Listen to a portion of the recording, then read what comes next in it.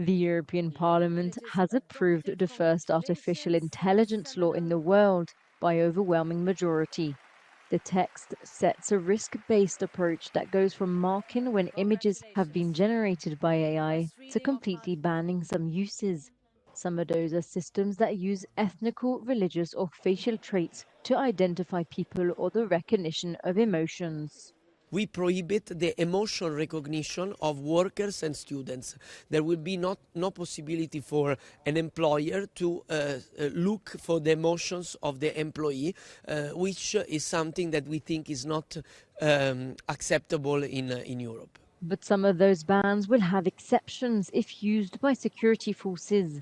This was the biggest disagreement between Parliament, who aimed for a complete prohibition, and the member states, wanting an exemption to use those systems in the case of a terrorist attack or human trafficking.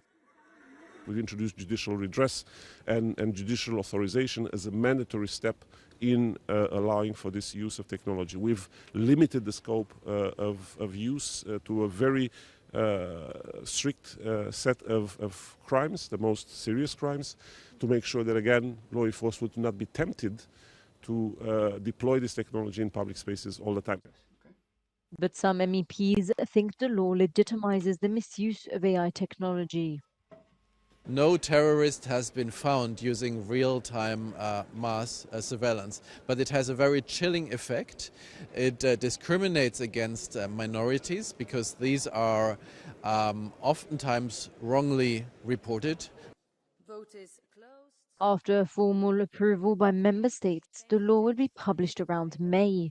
In November, bans will enter into force, and by 2027, the AI Act will be fully functioning.